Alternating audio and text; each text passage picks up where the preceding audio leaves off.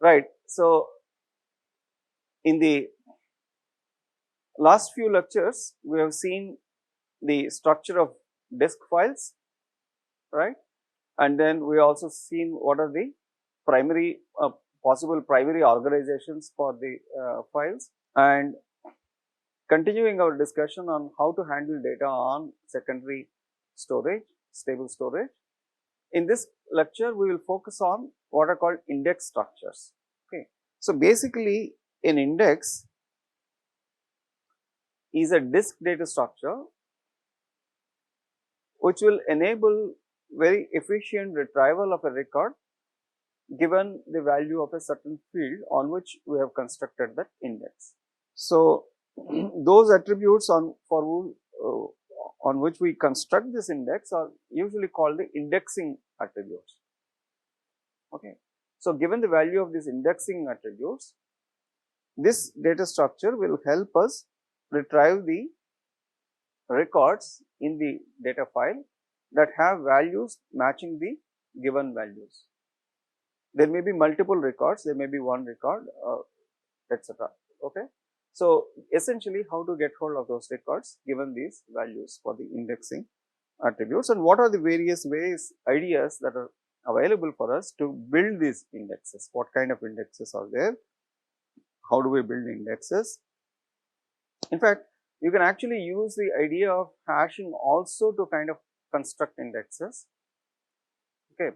So, in this lecture we will basically focus on index structures where we are going to put the physical address of the data block in which the record is present in the index.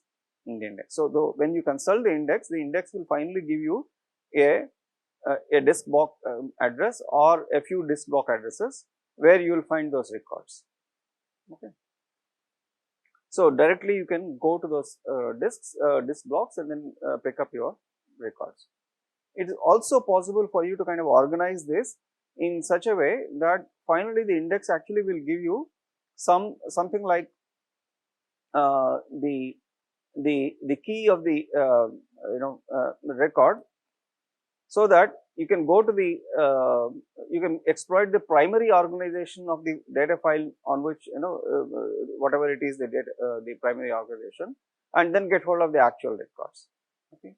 So, that is also possible. So, there are I am going to discuss a few ideas, and I expect you to kind of mix and match these ideas, right. Okay. So, let us look at what kind of indices are available. So, we call something as a primary index if the index is built on the ordering key field of a file. That means the file is actually an ordered file, it is an ordered file, and the ordering field actually is also a key, right. And if you build an index on that, then such an index is usually called as a primary index. Now, a clustering index is an index built on ordering non-key field of a file.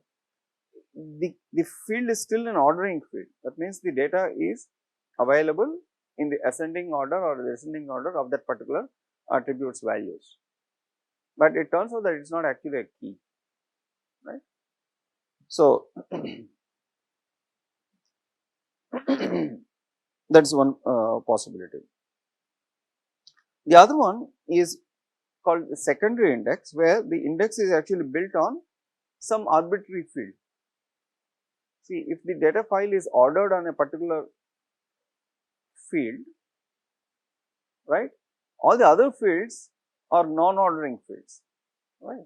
So, if you want to build a index on one of these non-ordering fields, so you will such a kind of a index is what is called a secondary index. Now, so mostly we are actually focusing on ordered files, So, for an ordered file, you can only have one primary index because there is only one ordering field, right. So, one primary index is available, can be built. And if that ordering field happens to be not a key field, then you build one clustering index. So, either a primary index or a clustering index you will build. But on the same file, you can actually build several secondary indexes. If you want faster access to the data records on fields which are not the ordering field, then you can actually build several, for each of those fields you can build a secondary index. Okay. So, these, how do we build these indexes and where do we store them? Obviously, these are all disk files again. So, an index will again generate a file. So, that file has to be linked to the data file, and then the availability of the, what is the primary index for the file, and how many secondary indexes are available, if there are there, where are there, all that information has to be there in the file header of the data file. Okay. So, let us look at these ideas. These are very interesting ideas, and they will definitely help us get the very fast access to the index, to the data records. Okay, let us start off with the primary index. So, the primary index is a very simple idea. We have a data file. Let us assume this is the data file, right. So, the data file has records, and let us assume that this is the field on which we want to build the index. So, this is an ordered file. You can see that these are the individual records. These individual records are in the or in the increasing order of this particular value. Let us assume that it is something like a roll number, and it's a key also. So, there are no two records with the same values. Okay. So, but each of these things is a block. Each of these things is a block. So, it will have a bunch of records. Okay. So, we have a sequence of these blocks, and what we do here in order to build a primary index is keep the value of the first block and a pointer to the first block as the first entry in the index. Keep the value of the first record of the second block and a pointer to that in the second entry, and so on. So, in general, the index, these are called index entries, and this is the index file.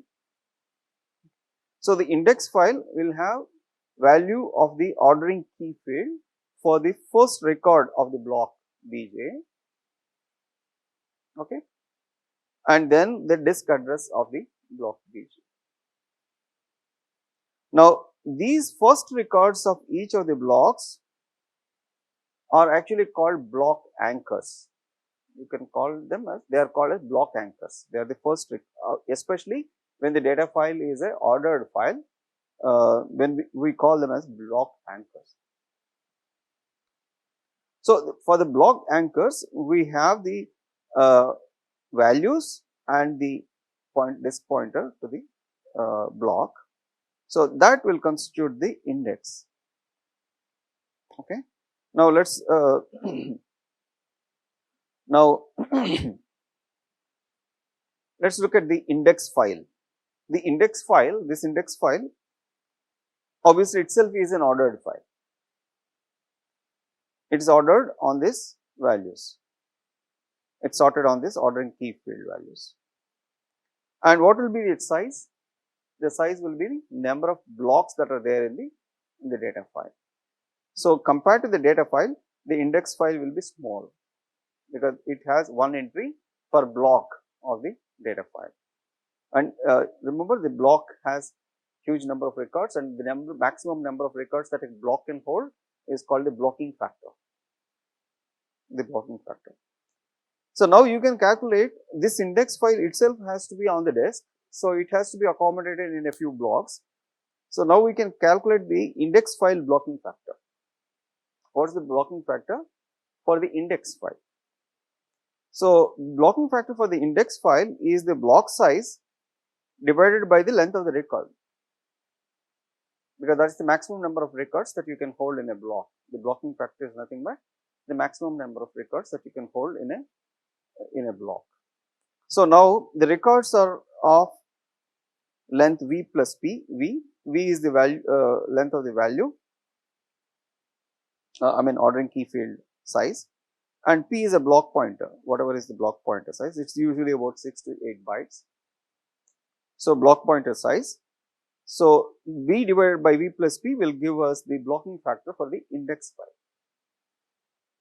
Now this is the number of index entries that can be held in a particular block. The block size is same because we are using the same disk. The block size is same. Usually this blocking factor for the index file will be much larger because the index entry is much smaller compared to the data record. Data records are usually long, the index entries are small, so the blocking factor for the index file will be high and the number of blocks that the index occupies will be low.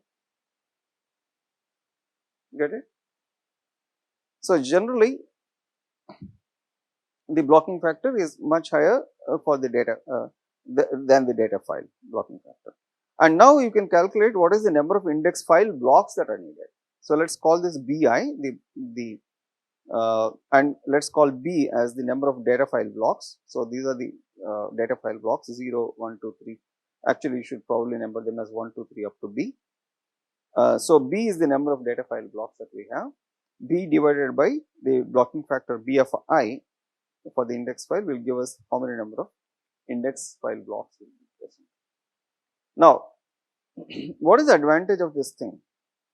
If you want to have a access to a particular record given this ordering key field value, what you can do is to do you can do a binary search. You can do a binary search on this and then get hold of the record. Go to the block where that particular record would possibly be there and then fetch the record. So that is the advantage. So record access using this primary index, given the ordering key field value x, let us say some value x has been given, so carry out a binary search on the index file. Okay, so let m be the value of the ordering key field for the first record in the middle block k of the index file. So let us consider the cases now. So x is strictly less than m, then obviously you know that this data record will not be there in the portion in the lower portion of the data block. So you have to do a binary search on the blocks 0 through k minus 1 of the index file. K is the middle block. K is the middle block. How do you get the middle block? Again, the index file is like a file, so it will have its own file headers and it will have the number of blocks that are present in the file and then block pointers for all of the blocks. Let us assume that. Okay.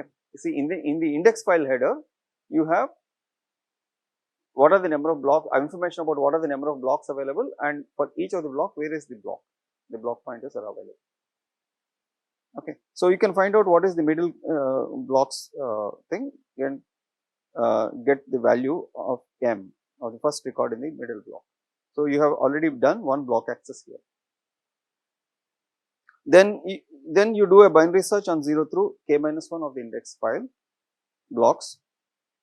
Otherwise, if x is either equal to m or greater than m, then you basically have got hold of this middle block k. So in that middle block, you search for this entries vj and vj plus 1. Okay, two entries vj plus 1 that contain this x. So x is either less than or equal, between vj and vj plus 1, strictly less than vj plus 1. Okay. So if this is the case, then the block pointer pj will give you the data file block where this particular record is present. Okay. So that is the so remember this block of the index file has several disk pointers, right? Remember, I will show you this picture again. So this has been blocked, when it has been divided into blocks. So each of the blocks will have several disk pointers. So that's why you need to search through here and then figure out between what two values is this particular value that you are searching for is present, and then pick up the appropriate data file pointer. So use the block pointer pj to get the data file block and first search for the actual data record in that block, in the data block. Okay. Otherwise, if x is not present here, if such index entries are not present, then you know that the record that you are looking for does not have a pointer in the middle block. So you go and do binary search in k+1 through bi.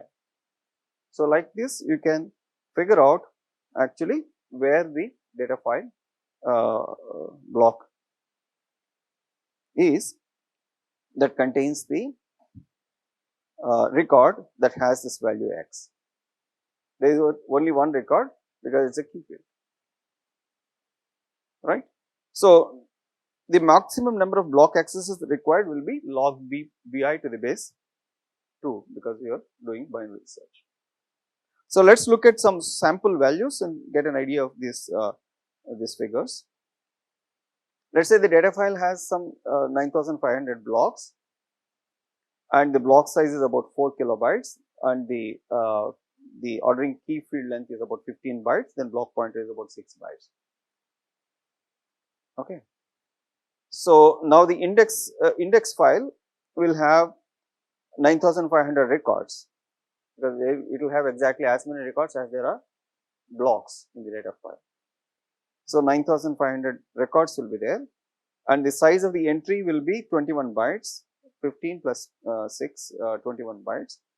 So now you can calculate the blocking factor for the index file, that's 4 kilobytes divided by 21, it was 195 index entries will fit into one block. Now you can see the actual number of blocks that are required will be 9500 divided by this 195, take seal. You see that about 49 blocks will be required to hold the index file itself. And so basically you are going to do search on this blocks. So the maximum number of block accesses for getting a record using the primary index will be log bi to the base 2 seal plus 1 because this is the number of block accesses on the index file to get hold of the actual index entry that gives the block pointer. Then finally you have to access the data file using that pointer and then one more access is required. So if you don't have this primary index, then you can of course do the same binary search on the data file itself. You can do binary search on the data file also, right, because the data file itself is ordered. Okay. So and it has 9500 records, so log b to the base 2 floor that will seal that will give you 14. So from 14 block access you are able to reduce it to 7 block accesses and then you will be able to get hold of your data record. Now this is what is called a primary index. It is constructed for data files that are ordered and on the ordering field. Okay. If the ordering field is not a key, then similar thing can be done. We will call that as a clustering index. Now, here is a very other interesting idea. The index file is itself an ordered file anyway. So why don't we try and construct an index for the index file? Why don't we construct an index for that index file? So we have data file which has say 9500 blocks and we have first level index which has 49 blocks and 9500 entries, and this itself is you can treat this as a data file which is ordered. Now obviously I can also construct an index for this. An index for this will have 49 entries. Okay. So, I can convert this into a multi-level index. So, there can be successive levels of indices built till the last level has one block. This is last level is this one. So, now this 49 entries will be there because there are 49 blocks here in the index file. So, there will be 49 index entries here, and these 49 index will fit into one block because the blocking factor for the data file is 195. It can fit a large number of records. So, this is one block. Now, for the search, you actually now do not need a binary search at all. I mean, disk binary search you do not need. You can get hold of this block first. Okay, that will give you a access to locate an appropriate index entry given the value here. So, you can of course do in-memory binary search, but we do not count in-memory binary search at all. Our complexity is in terms of block accesses. So, memory operations we will simply ignore. They are so fast that in compared to disk block accesses, we will not count them. Okay. So, you can get hold of this in the index for this index file, and then do a search to record to locate an appropriate record here. Okay, and then get hold of the data pointer and then go to the actual data file, get hold of the record. So, now you can see, so for such a kind of a multi-level index, we call the height as the number of levels. So, this is one level, first level, this is the second level. So, the number of levels is 2 here. So, we will call it as the height is 2 plus so the height is 2, and the number of block accesses required is height plus 1, because height number of block accesses are required to navigate through this index levels, and then finally you will get a data file pointer. So, plus 1 will be required, one more block access is required to get the actual data file data block. Okay, so the number of block accesses required with this kind of a index will now be just 3. We will reduce it from 7 to 3. So, 1 here, and finally 1 here.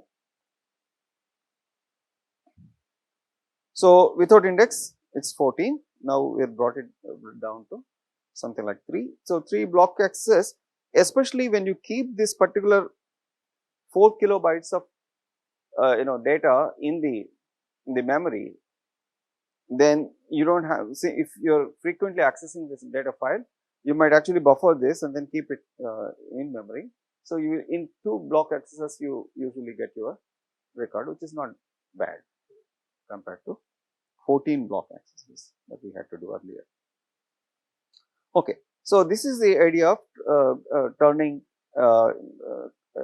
indexes into multi-level indexes. Okay.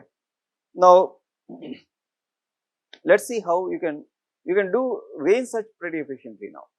On this data file, you can do range search pretty efficiently, because all that you have to do is to say, supposing you are to get hold of records with ordering key field value between x1 and x2 inclusive, then you can locate the record which has value x1 using the index, and then keep on reading successive records from the data file till the ordering key field value exceeds x2. So, it will be very efficient. It is as good as locating x1. From a block access point of view, it is locating x1 and then reading as many data file blocks as required. So, that of course depends on the range that has been given. So, range search will be very efficient. What about the insertions and deletions? What about insertions and deletions? So, imagine that you have a data file, and then you have constructed this first level index, and then constructed another index for that. Maybe in this case it has stopped with 2, maybe there is one more level, etc. So, there is some h number of indexes, and then now somebody wants to come and insert a few records into your data file, and it is an ordered file. And so, there can be movement of records across blocks, and if records move across blocks, then the whole of your structure goes for a toss, right. We are in great trouble if you have to insert new records into the data file. So, if the data file is relatively static, you do not have too many insertions to be performed in the data file, then this idea of constructing indexes and then making them multi-level and all that will be very useful. But in practice there can be some insertions, but how do you handle them? So, what do we do? There are multiple ideas to take care of insertions. One idea is to keep something like 25% of the space in each block free, anticipating that there will be data records coming into that particular block. The moment you have some free space in each block, then the block anchors do not change. If a new record comes into the picture, if it comes to the first position, the block anchor will change. Otherwise, nothing much happens. So, it is not a major issue. So, to take care of future insertions, you can keep some 25 to 30% of the block space empty,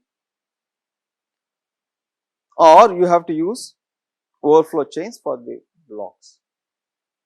Basically, have some bunch of overflow blocks where you can hold these overflow records, and then, but essentially the idea is don't change the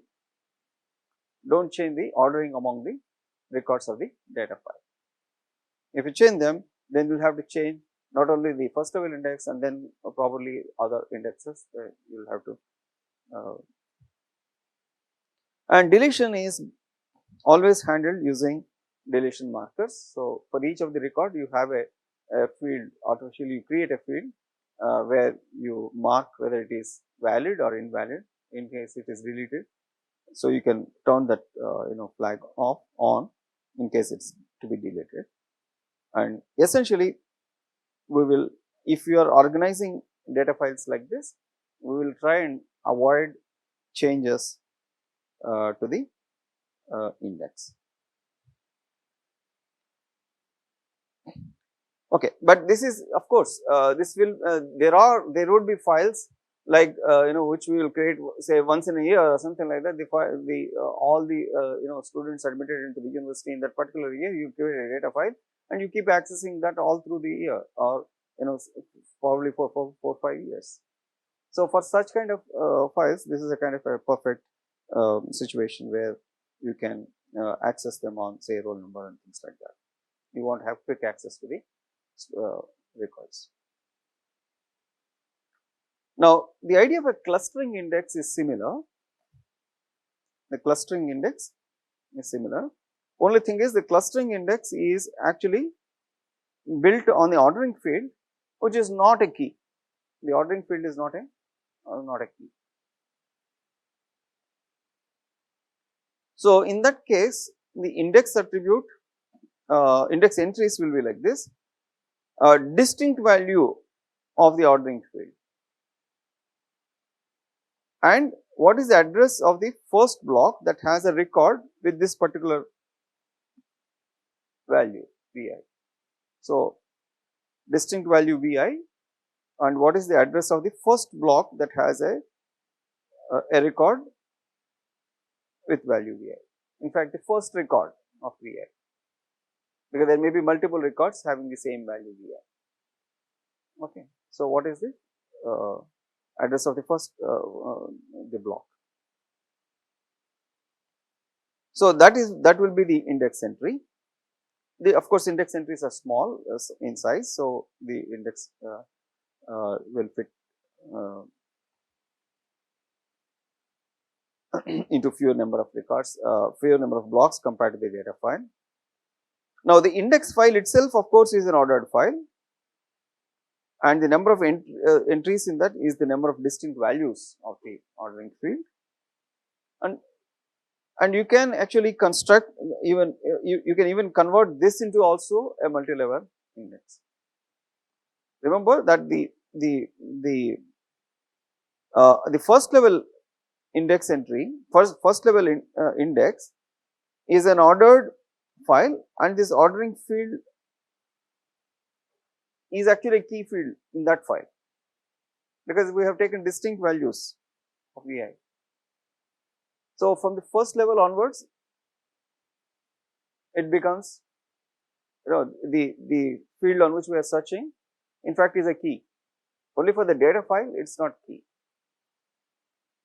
Okay. So, if you are converting a clustering index into a multi-level index, you can again, for the second level onwards, you can again exploit block anchors and then have entries only for the first records of the blocks in the subsequent levels of the index. Okay. So, it is possible that we can convert the clustering index also into a multi-level index and then benefit from the fast access to the data file, a data block that contains the record whose value is being given. In fact, in this case, there will be a bunch of records which you will have to retrieve from that particular block or the consecutive block. It is possible that a certain value, in the ordering starts at one block, and then there will be few records in the subsequent block also, in which case you start from that block and then access successive blocks in order to get hold of all the records. Okay, so is this idea of clustering index clear? It is very similar to the primary index, except that we have the index entries will have distinct values of the ordering field. Now, let us move on to secondary indexes. The secondary indexes are actually very, very useful. If you do not have secondary index for certain data files, there will see, if you do not have primary index, you can still do binary search on the ordered file and then get hold of the record in 14 block accesses, for example, in that example that we have seen. Okay.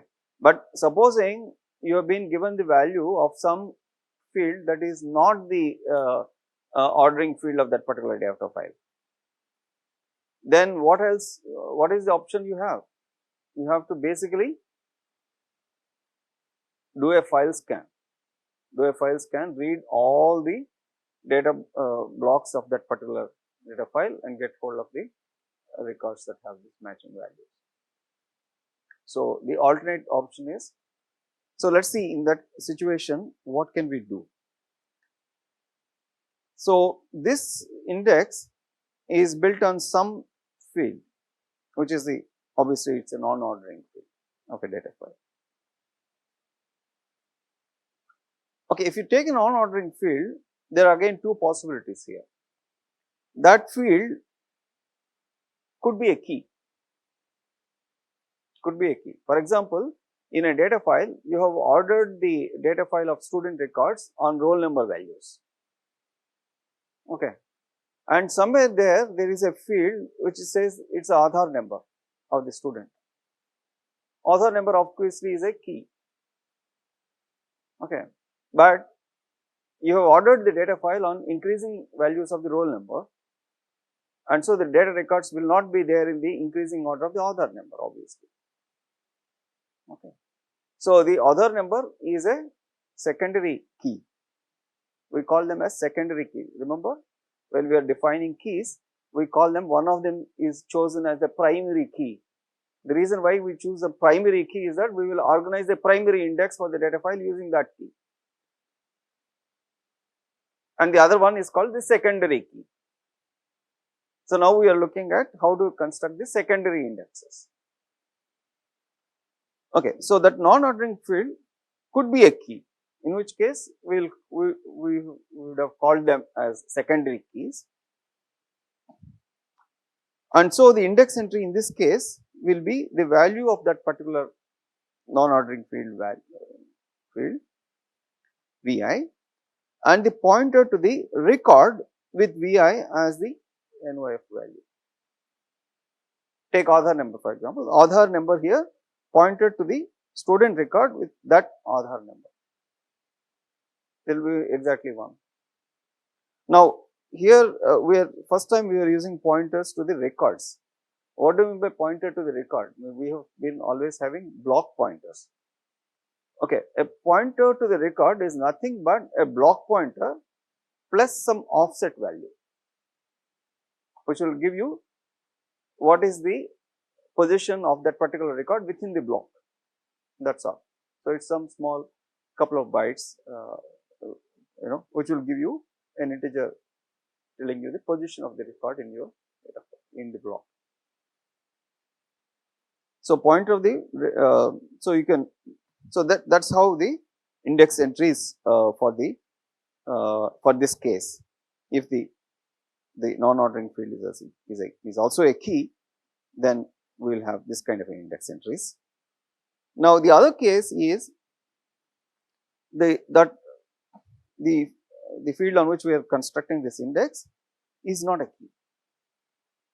Okay. Like for example, you want to have fast access on the names of the students. Names typically are not keys. There may be students which have same name values. So, in this case we have actually couple of options as to how to organize the index.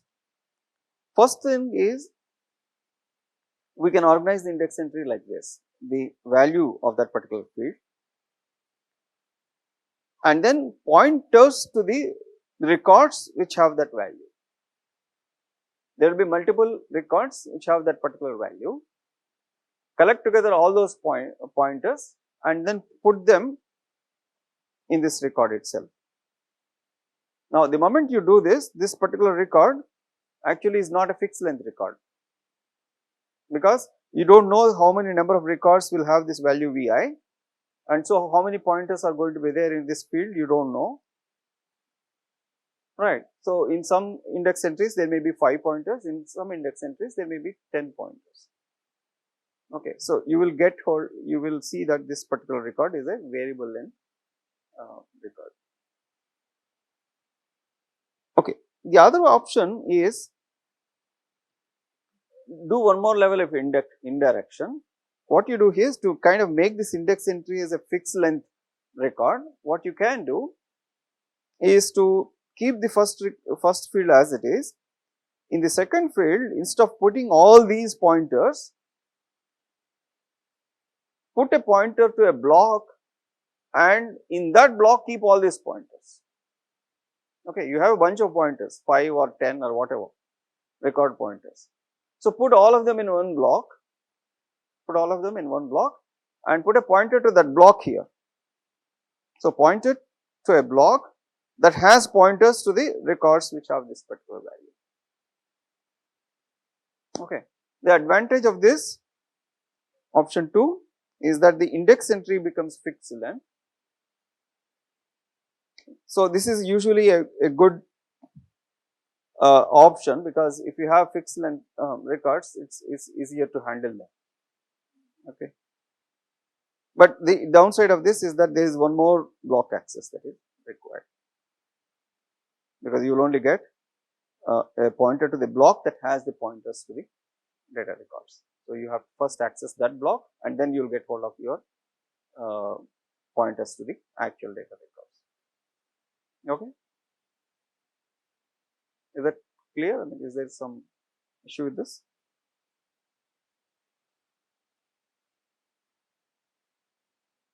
Okay. So, these are the two options that we have while constructing secondary indexes.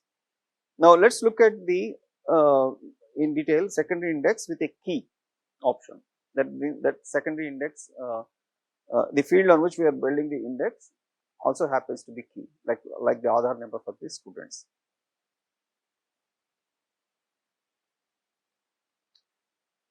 Okay. So, in this case the index entry will be the value of that particular field and the pointer to the record. Now, let us consider what is the index file.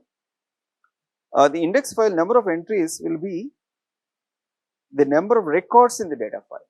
Remember this, this is different from the primary index, because in the primary index we had number of entries in the index as the number of blocks in the data file, whereas now the number of entries in the index file will be equal to the number of records in the data file, because there are so many Aadhaar numbers. For each of the Aadhaar numbers you need a pointer, because that fellow is lying somewhere in your data file. Okay. So, number of entries is same as the number of records in the data file. So, the number of index entries have increased now by a factor of blocking factor, right. So, the number of index entries are huge. So, the index file blocking factor is as usual calculated like this: B divided by V plus PR, where PR is the length of the record pointer,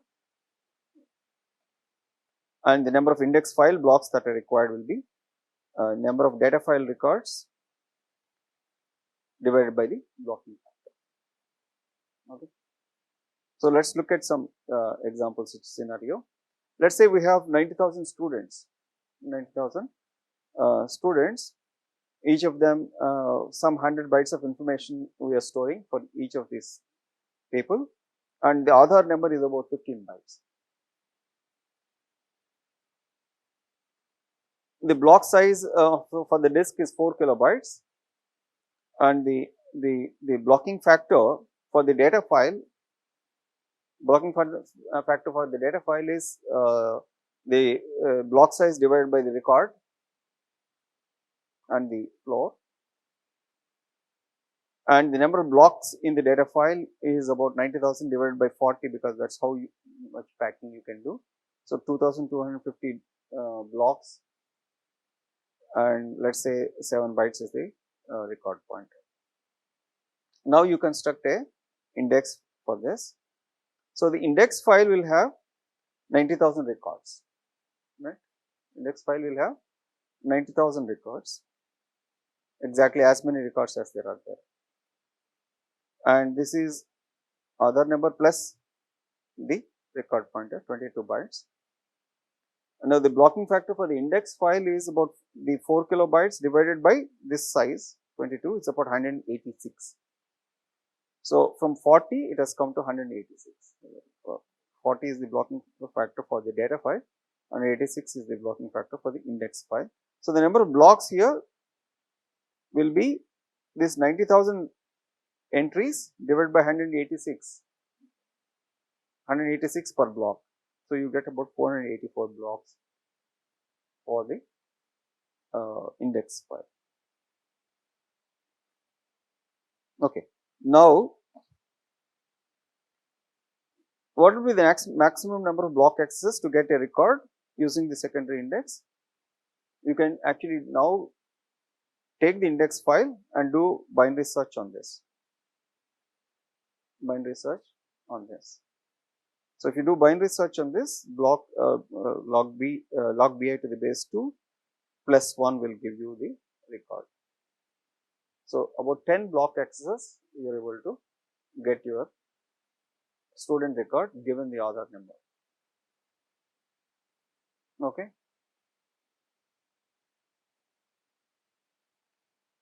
Of course, if you don't have this index, then you basically have to do a file scan. So, if you are lucky, halfway down you will get hold of your record, which is very bad, like 11, so half of the number of block sizes. Okay, so secondary index is very, very useful. Now, the same idea of converting the index into a multi-level index can be done here too. So, we can convert this secondary index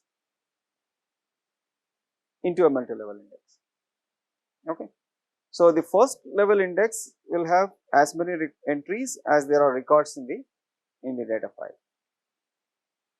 Now, that index, the first level index, is an ordered file, right, is an ordered file.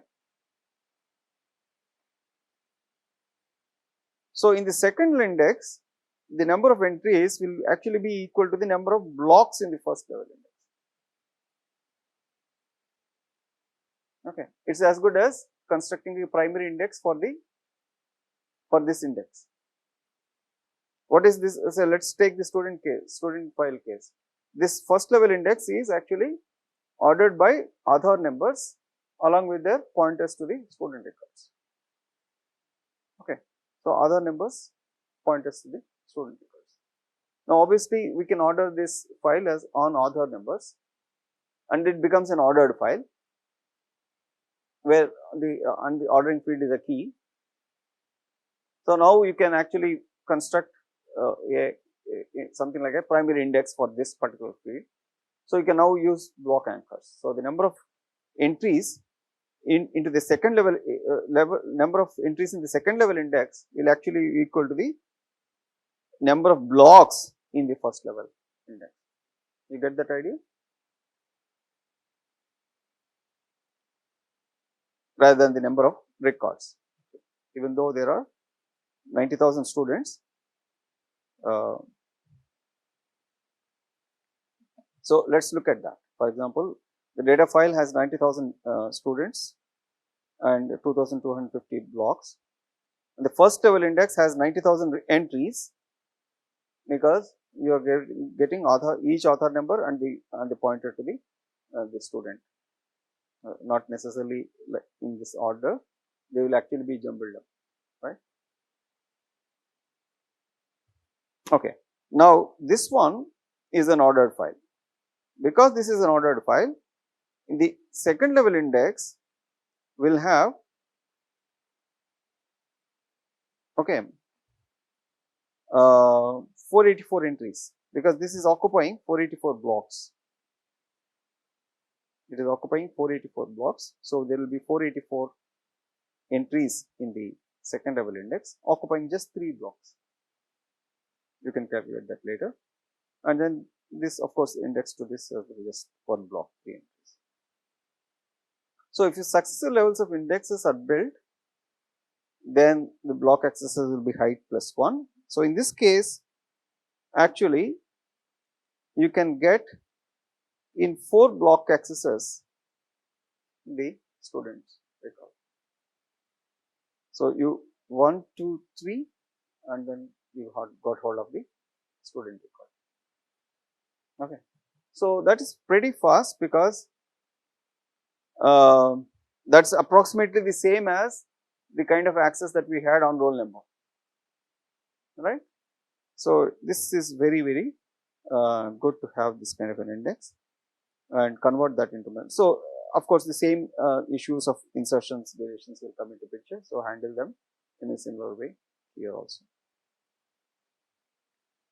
So, those files which are actually ordered files with multi-level primary or clustering index are actually in the industry called ISAM files.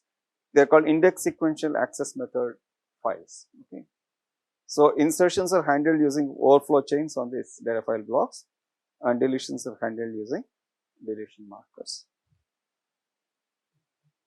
So, if the files are relatively static, this will be most useful, and if the files are actually dynamic, then we need to go for dynamic multi-level index structures and those will be based on B plus trees actually. So, in the next lecture I will be talking about B trees. B trees you would have studied in data structures course. Now, we take that essential idea and then convert that into a disk data structure which will be able to handle insertions, deletions, and then we will have an index for a dynamic file using B trees. Okay. So, let me stop here for today. Thank you.